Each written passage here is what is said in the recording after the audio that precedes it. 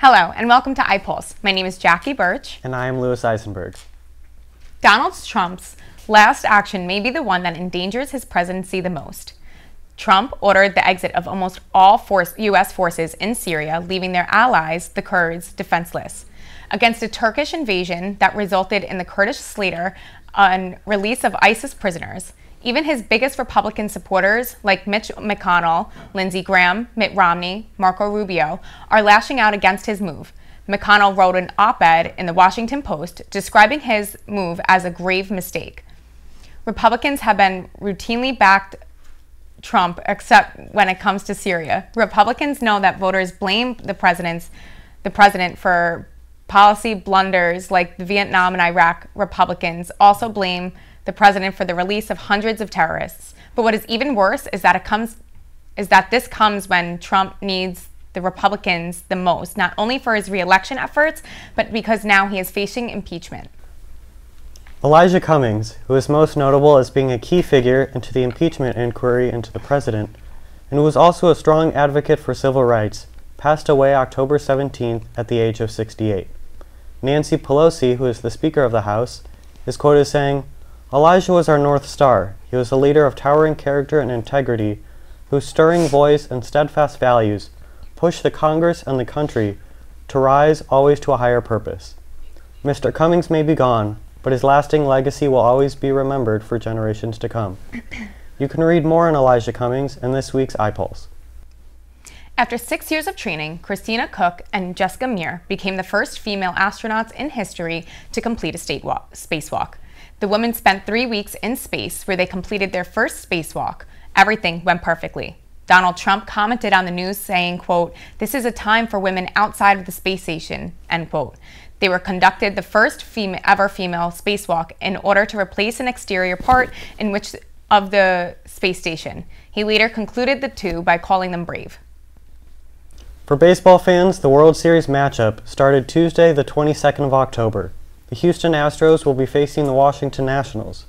The Astros earned their place after a thrilling Game 6, defeating the New York Yankees in a walk-off fashion, as Jose Altuve, the Astros star second baseman, belted a two-run homer into the left center field stands, which sealed their spot into the 2019 World Series. The Nationals earned their spot after sweeping the St. Louis Cardinals in a 4-game defeat. This will be the first time the Nationals have made it to the World Series in the franchise's 50-year history. Now, the first look at our series with the staff of Lynn. Here is Veronica Shavaska reporting the head of athletic trainer Sarah Fresca. At what point in your life did you know you wanted to be a trainer and why? I knew I wanted to be an athletic trainer in college. I initially wanted to go to school for physical therapy, but once I started getting into the athletic training program and interacting with athletes and working them and seeing how excited and motivated they were to get better, that's when I really started to develop my passion for athletic training.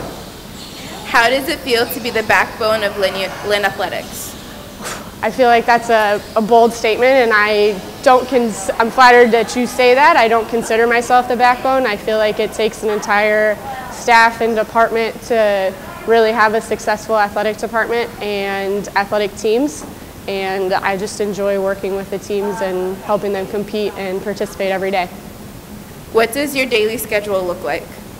My daily schedule, it changes on the daily, which is one thing I love about my job.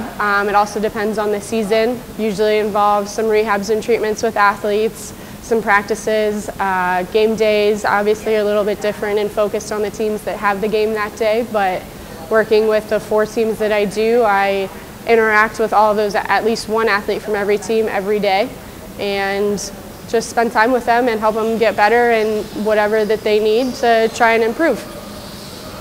How does it feel when your athletes win a championship? That is the peak of the year for me. I've been lucky that I've been able to work with a few teams who have won national championships and competed in national championships and lost, and that's what we all work towards every year, and it's a great feeling, and there's nothing like it. Many student athletes see you as an unofficial coach and confidant. How does that feel? That makes me feel good. I'm here for the students. I work for the students and with the students, and athletic training is so much more than just physical injuries and ankle sprains and knee sprains and shoulder issues. I spend more time with them than I do some of my family and my husband sometimes, so you really get to develop those relationships and bonds with them, and I enjoy that they look at me as somebody that they can count on and look to when things are rough. What is the worst injury you've seen? Knock on wood, I haven't had too many severe ones, but as any athletic trainer, you have dislocated elbows, fingers, joints, fractures, bones sticking out, so kind of just depends on what that day and week is going to give you. Thank you, Sarah. Thank you. Stay tuned for more news from iPulse coming up.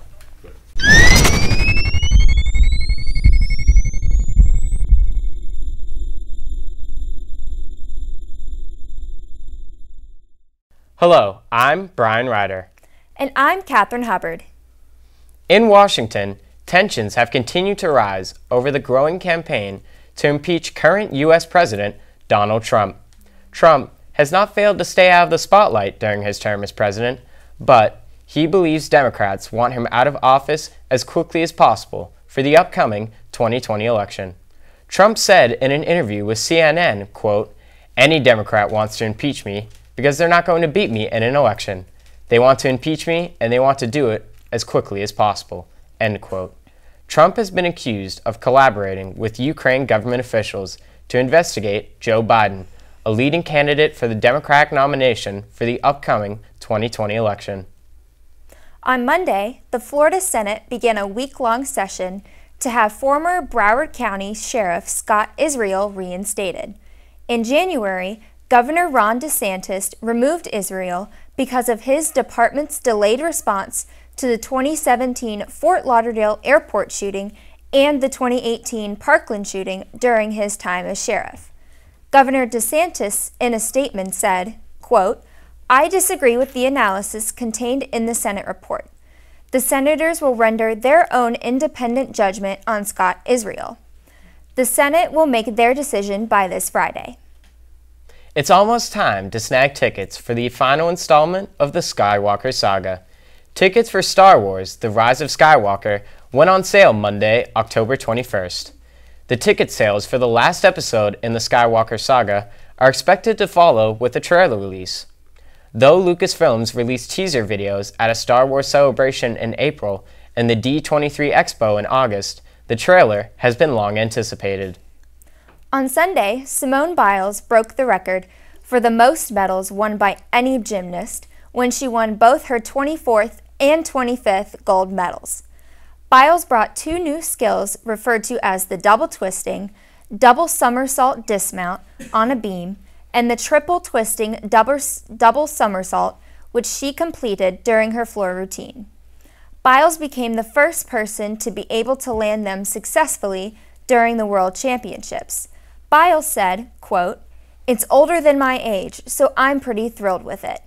Simone Biles is a name that people will want to remember as she continues to make history and pave the way for females in gymnastics. And now, a profile of another Lynn staff member. Dr. Sabrina O'Keefe, Director of Student Involvement, talks about her past and the beginning of her journey here at Lynn. Here's Claire McCabe. So our first question is, where are you from? So I grew up in central Pennsylvania in a little tiny town called McClure, Pennsylvania, so right in the center of the state. So that's where I started my journey, but I've been a little bit all over the place since then. Where did you receive your education from, and what is it in? Yeah, so that's where the journey comes in. I have 2 degrees from Pennsylvania, and so I have an associate degree in human resource management. Just kidding. I have an associate's degree in computer networking, and then my bachelor's degree in human resource management. Can't even remember anymore. And so those were both from a school in central Pennsylvania. It was called Pennsylvania College of Technology. And then I went to South Carolina in Columbia to go to the University of South Carolina, and that's where I got my master's degree in higher education and student affairs.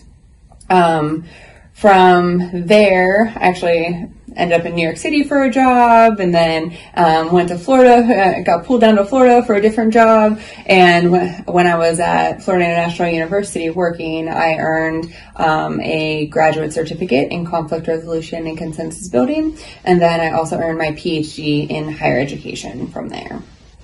Very impressive. So did any past jobs help you to get where you are now? Yes, for sure. So I think all of my jobs have helped me to get where I am. My job at Florida International University, it kept evolving. And so when I first started there, I had 2 offices. And so I was the Center for Leadership and Service there, and then the Women's Center. Was able to grow the office, split the 2 offices, stayed with the leadership and service portion. And then from there, we, continued to grow the office. And so now I oversee leadership and service, and so that's a direct correlation, but also we did a lot of programming there as well, and so programming falls in a lot of my realm. I did a lot of diversity work and on a lot of committees while I was there, and so that has also tied into the work that I'm doing here. And then my work when I was in New York City, that's when I really got the student organization piece and the student government piece, because that's where I worked on. I was an advisor to student government there, and then I oversaw all of the student organizations that were there. And so all of my jobs have given me a piece of experience leading me into this job. Oh, awesome. When did you start this position at Lynn? I started this position on my 35th birthday, which was April 8th this past year. And so I've only been here like 6-ish months, I think is the math for that. What does your everyday look like? My everyday is completely different. So there is no everyday in this job, which is why I love it so much. And so sometimes I come in and I have a bunch of meetings. Sometimes I come in and I get to do a lot of projects. Sometimes I come in and it's a day where we're all dressed down and we've got to be outside moving boxes and cleaning, cabinets or whatever we need to do in order to get a program to happen.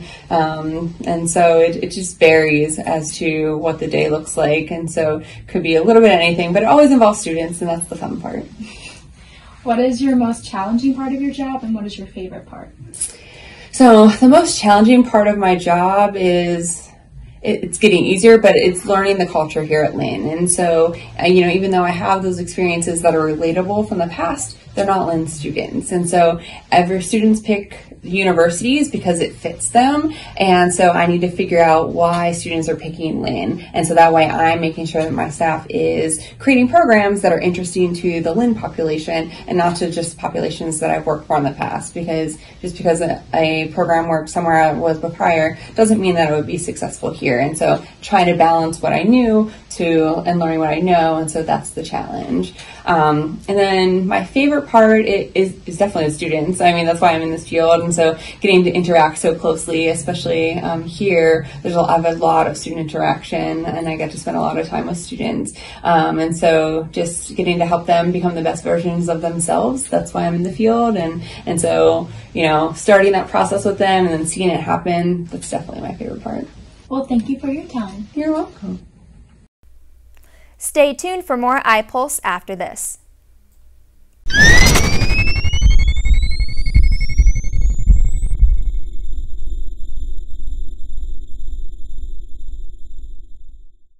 Hello, my name is Sofia Sokolova. And I'm Louis Eisenberg. The biggest South Beach Seafood Festival will open its door in Miami Beach on October 22nd. All week you can enjoy beautiful views, amazing food, luxury boats, and live music shows. This Florida festival is not like other East Coast festivals. The best chefs and DJs will participate in this event to make this week unforgettable. South Beach Seafood Festival will welcome 14,000 people next week. Tickets are limited. Approximately, price is $50 per person, and if you're more interested, for more information, you can visit www.sobseafoodfest.com.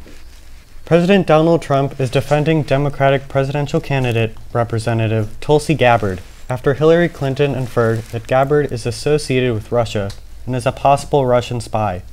According to AP News, Hillary has made her opinion on Gabbard's suspected relationship with Russia very evident by saying that she believes that Gabbard is Russia's favorite candidate and that Russia is, quote, grooming her to be the third-party candidate, end quote. Though President Trump deeply disagrees with Clinton's claim and is defending Gabbard by saying that Clinton always calls her opponents Russian agents, including herself. Four drug companies have reached a last-minute settlement of $260 million to avoid trial to take a blame for fueling the opioid crisis. The top drug distributor McKesson Corp., Cardinal Health Inc., and American Bergen Corp. All agreed to pay $250 million, while Israel-based manufacturer of opioid Teva Pharmaceutical Industry will pay $20 million over the next 2 years and will donate $25 million in addiction treatment drugs. After recently being hit by deadly Typhoon Hagibis last week, Japan unfortunately has 2 more storms heading its way. The meteorological agency says that the tropical storm is heading northeast, packing winds of about 108 kilometers and 66 miles per hour. It's been predicted that it could dump up to 300 millimeters or 1 foot of rain in central Japan sometime this week. Meanwhile, the risk of flooding in the regions previously hit by Typhoon Hagibis is more at risk than they were before. Earlier this month, dozens of rivers overflowed, triggering mudslides, leaving thousands of homes damaged, without power, or worse. Defense Secretary Mark Esper traveled to Afghanistan on Saturday in an effort to restart peace talks with Taliban after President Trump scrapped plans for negotiation at Camp David last month. The war in Afghanistan has killed hundreds of thousands of civilians and soldiers. America is trying to bring the terror group, the Taliban, back to the negotiation table. And now to conclude our series on Lynn administrators, here's Lynn's renowned faculty member, Dr. Robert Watson. He describes his trajectory on the academic field to Evelyn Sosa. So, what inspired you to be a professor, and since when you are here at Lynn? Okay. Well, first off, let me say it's a pleasure being a professor. I couldn't imagine anything else with my life. I get paid to have conversations with bright folks like you. So I've been a professor for almost 30 years, 28-ish or so. I've been a professor at Lynn for 12 now. I did a bunch of one-year jobs around the country. Didn't know what I wanted to do. I like to travel. I was single. So I literally taught from London to Hawaii, from Yale to Stanford. I liked the desert and the Grand Canyon, so I went to Northern Arizona University for a little while. I became a professor. I didn't want to be a professor. Having done it now, I like it, but I didn't want to. I literally, and I recommend this to you as well, I literally, when I was finishing school, I made a list of what I wanted to do in this life. And I was kind of nerdy, so I made a list of what I wanted to do, and then where am I going to be in 15 years? And my list was enormous. I wanted to be a marine biologist and save the whales. I wanted to work for the National Organization of Women or the NAACP and be a civil rights marcher. I wanted to be a journalist. I wanted to work at a museum. I mean, I literally, everything except dentistry. So I had 1,000 things I wanted to do. And I made this list and I thought, here's the problem. If I'm a marine biologist, I can't be a journalist. If I'm a lawyer, I can't be a doctor. So what I started thinking about was what could I do that would allow me to do everything. So I'm starting to think professor. So besides that, we know that you like to write books. Can you talk a little bit about your experience writing books and why history? I love to write books and I love history. If I played the lottery and if I won the lottery, I would still show up at 7 or 8 in the morning and write books and teach classes. And I'd like to think I'd be the same person because I like what I do. I love to write books. I like to write, first off, and to me it's not hard. It's not a headache. If it's Christmas and I have a day off, I come in here and turn my computer on and write. I like to write.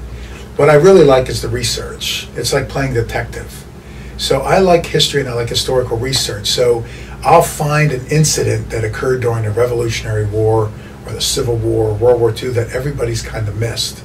So I'm going to try to find out, are there diaries that survive on that? Did a general write about it? Is there a newspaper story?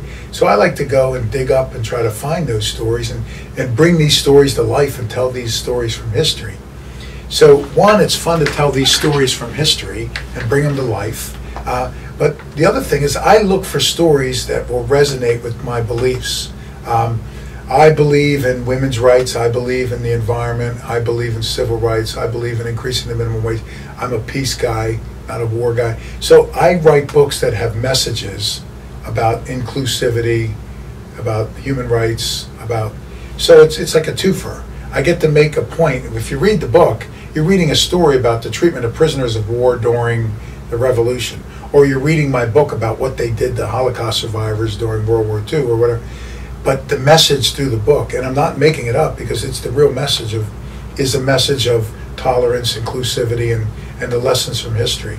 So I like that. Plus, I like the process of discovery. Thank you for staying with us. You can get more news for the iPulse paper.